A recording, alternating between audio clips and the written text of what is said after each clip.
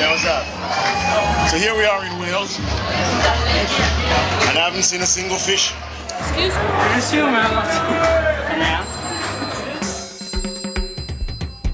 This year's our 40th anniversary since we first went up on stage and went ta-da! So we really want to make some noise about that.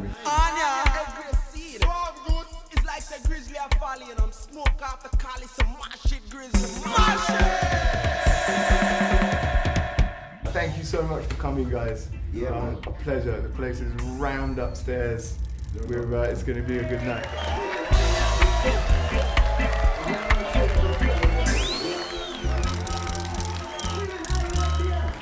You guys started out in Birmingham in the 70s, right? That's right.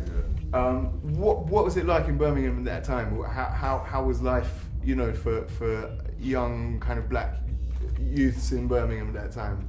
Well, I always say when people ask me that we what you call the first generation of blacks born in the USA. Well, USA. Born in the UK, I should say. So you find Birmingham at the time was comprised of those from the British Caribbean, Antigua, Jamaicans, Trinidadians, Barbadians, Guyanese, Dominicans. Just came into right. a predominantly white scene. Right. When you started making music, did you go, right, I'm going to make a specifically British sound, or were you kind of just going to kind of take that Jamaican vibe and just kind of continue it, or did you set out to make a particularly kind of British sound? It just happened to be a British sound. All we were trying to do is get our own style. And after a while you find there was other bands in other pocketed areas of Britain. You know, whether it's Manchester, whether it's London, whether it's Bristol, you know, Wolverhampton. And all, you know, they all had their brand. And most of those were kind of like second generation as well, right? Well, first generation. Oh, first generation, Not in the USA.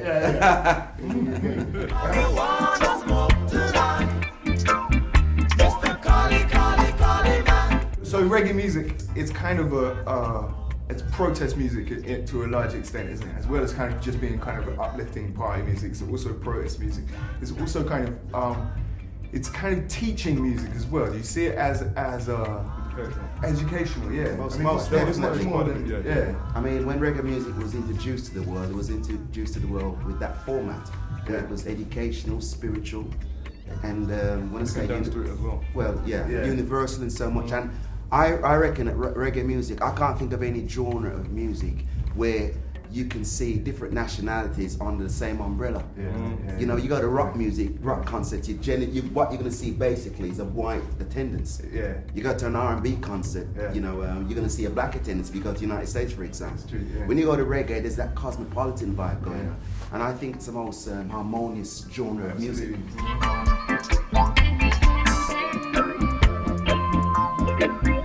Worked with Bob Marley at one point, or opened the show. We opened for him in '78, 5 shows. Did you guys? How was it? Did you? He was a classic example to follow, well in our eyes anyway. I mean, he always, to me, what I remember of him more than anything else, that each show that he performed during our, you know, communication was, he always gave us the impression it was going to be his last show. He gave it its all every night. We saw that every night, and that's amazing. Hard. It's a tough thing to beat because it's not all the time you feel like going up there. But he was up there all the time, as if someone's going to tell him, you know, you're not going to be around long, so to make the most of it. And I think he sort of looked on us as a band that was a younger version of and had the same outlook musically and message-wise and philosophy-wise that he had.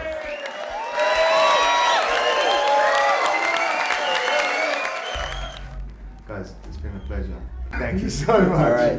Respect. All right, nice to meet you. You keep up the good work as well. Yeah, man, respect. Nice to meet you all. Yeah, man.